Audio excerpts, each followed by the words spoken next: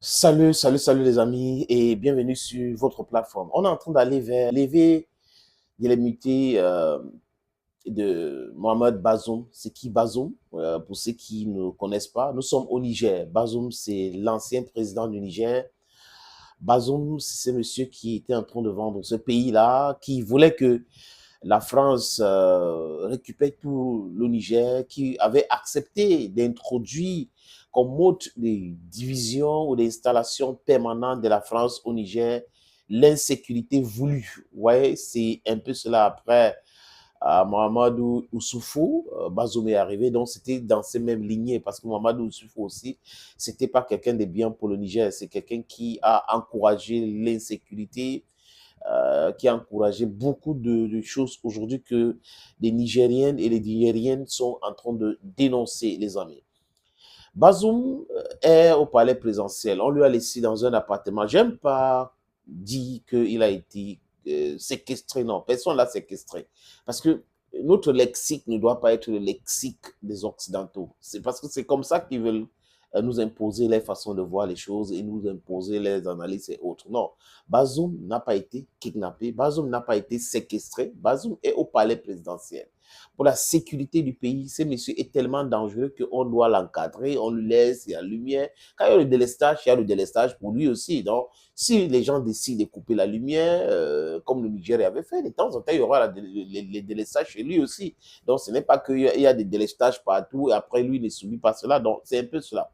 Et pour montrer la bonne foi, Abdourahmane Tiani et le Conseil national de la sauvegarde de la patrie, qu'est-ce qu'ils ont fait? Ils ont libéré son enfant, ils ont laissé son enfant partir. Le Togo, il ne sait pas où il se trouve aujourd'hui, le petit Bazoum. Et au soir du changement paisible à la tête de l'État au Niger, parce qu'il n'y a pas eu mort d'homme, les Nigériens ont décidé de prendre les choses en main, de dire à Bazoum, dégage. Et c'était comme ça. Et on a laissé Bazoum avec tous ses téléphones. Et je l'avais dit ici dans une autre production, les amis, à l'époque, là, que Bazoum, il va se faire piéger. Les nouvelles autorités ne sont pas dupes pour le laisser avec ses téléphones. Et M. Bazoum a commencé à contacter beaucoup de personnes, des Nigériens à l'extérieur, Macron et autres, pour comploter contre le Niger. Voilà donc certains éléments que la Cour est en train de... la Cour a contre M. Bazoum. Ces appels téléphoniques et les différents complots contre l'État du Niger. On ne peut pas dire qu'on a aimé un pays, qu'on a été dirigeant de ce pays et comploté contre ce pays. Et toute cette agitation de la CEDEAO d'Emmanuel Macron, c'était en étroite collaboration avec Mohamed Bazoum parce qu'on lui avait dit que non, on va te réinstaller président et tout. Il y avait tous ces ramdams-là et lui, il a cru à cette grosse arnaque. C'est le président Gbagbo un jour qui avait dit, mais Bazoum devrait comprendre que c'est fini. Tout ce qu'on est en train de dire là, c'est le laisse-bouffe. Ces gars-là ne peuvent rien faire. Parce qu'à l'introduction du monsieur Poutine et la Russie dans ce pays-là, ça rendait l'équation très difficile pour la CEDEAO. Donc du coup, tous les bavardages, on va faire ceci, on va faire une intervention et tout ça là, c'était pas des trucs honnêtes. C'était pas l'honnête. L'honnêteté n'animait pas ces gars-là. Donc, Bazoum n'a pas compris. Il a continué avec ses appels téléphoniques et tout cela pour comploter. Et pendant ce temps, il était écouté. Donc, les nouvelles autorités du Niger ont des éléments devant eux qui prouvent que M. Bazoum complotait contre l'État du Niger. Les amis, on ne peut pas être moins intelligent comme ça. On ne peut pas. C'est-à-dire qu'il devait rester dans une démarche de, comme Ibeka au Mali, je démissionne, d'accord, voilà, tranquillement. Et on devait le laisser, mais il a voulu entrer dans un bras de fer parce qu'il pensait que Tinubu était là pour lui, Emmanuel Macron était là pour lui, Patrice Talon est là pour lui, Macky Sall est là pour lui, et Alassane Dramane Ouattara, Macky Sall est où? Il est parti.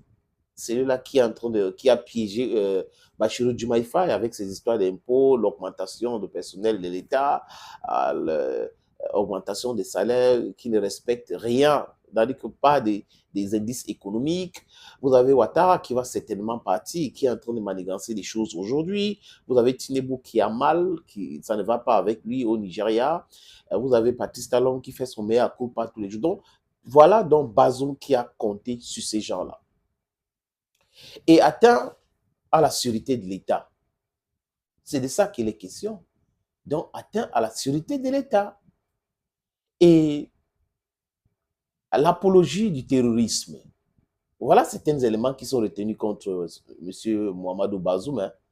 Apologie du terrorisme, c'est quoi, les amis? C'est-à-dire que regardez les interviews de Bazoum. Bazoum, ministre des Affaires étrangères, était correct dans sa communication quand on parlait du terrorisme.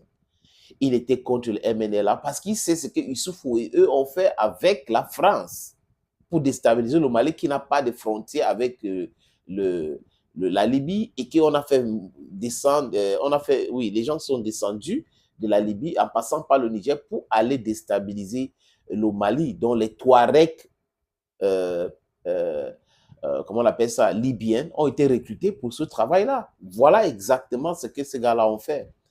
Et Bazoum, maintenant président de la République, a commencé à libérer les terreaux. C'est pas moi qui l'ai dit, les faits sont là. Les chefs terreaux arrêtés dans son pays ont été libérés, simplement libérés. Bazoum est allé loin jusqu'à insulter son armée. Ah oui, il a insulté l'armée, que l'armée est faible, que les terroristes sont plus forts que l'armée et qu'on doit négocier avec eux. Voilà donc Bazoum, président de la République, qui disait des choses comme ça. Donc, vous ne pouvez pas être chef de votre armée. Au lieu de rendre votre armée qui doit être l'élément que vous utilisez pour être garant de la sécurité de l'État, de l'indépendance et l'inviolabilité de l'État, vous venez, ah mon Dieu, ils ont dit que votre armée est faible et vous devez négocier avec des terroristes. On a donc compris que cette Bazoum était dans un grand complot contre le Niger. Donc, libération des terroristes. Et l'appréciation de la force des terroristes. Et pendant ce temps, il y a les militaires qui mouraient au front. Donc, voilà pourquoi Bazoum doit être jugé et qu'on doit lever son immunité. C'est important de le faire, les amis.